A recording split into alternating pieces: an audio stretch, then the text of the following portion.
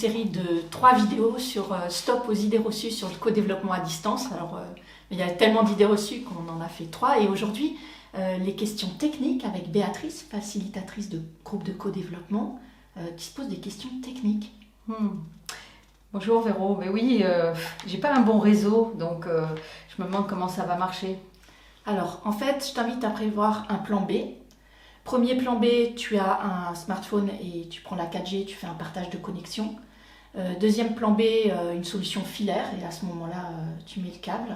Troisième plan B, tu peux te connecter en audio à une conférence et tu gardes plus que la vidéo.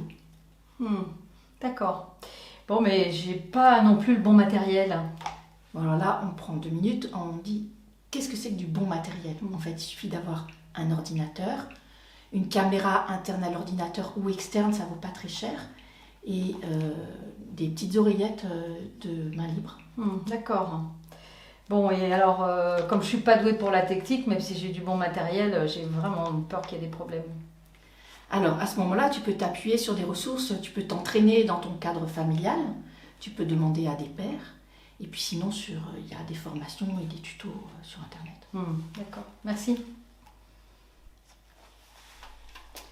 Alors, bonjour Florence. Bonjour. On va bientôt démarrer ensemble dans un groupe de co-développement. Oui.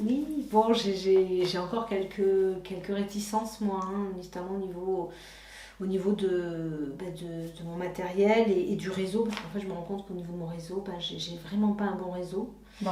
Et j'ai l'impression que ça va pas fonctionner. Alors oui, tu as raison, c'est important un bon réseau pour faire du co-développement à distance. Bon, il y a plusieurs manières d'accéder à un réseau. Par exemple, si au lieu d'être en Wi-Fi, tu choisis d'avoir un câble Ethernet, tu auras peut-être une meilleure connexion. Si tu choisis d'avoir par exemple que la visio et d'utiliser pour le son ton téléphone, ça va préserver la bande passante pour la visio. Donc il y a plusieurs solutions. Tu peux aussi décider d'aller dans un autre endroit, trouver un endroit à l'extérieur, un café, un endroit pour le coworking, c'est aussi une possibilité. Oui, et pour le matériel du coup, parce que moi vraiment le matériel, j'ai l'impression qu'il faut un matériel assez sophistiqué et moi pour le coup c'est pas mon cas.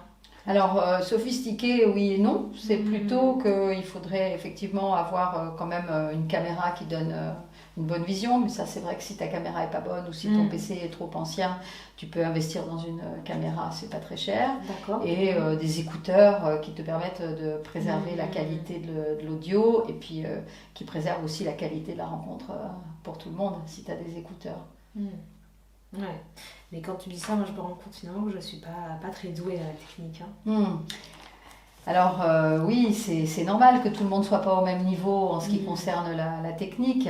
Déjà, peut-être la première chose, c'est d'en parler avec l'animateur, on en parle, donc moi je saurais le prendre en compte. Et puis souvent, on fait une séance d'essai qui n'est pas une séance de co-développement, qui est une séance pour justement voir comment techniquement chacun est à l'aise, et puis faire des tests audio, vidéo. Une autre possibilité aussi, c'est de te connecter à l'avance. Tu vas réduire le stress lié à ce sentiment que tu as de ne pas être doué pour la technique. Si tu es connecté à l'avance, la bande passante va se stabiliser. Ok, merci beaucoup. Merci. Pas de quoi, à bientôt. À très bientôt, oui, merci.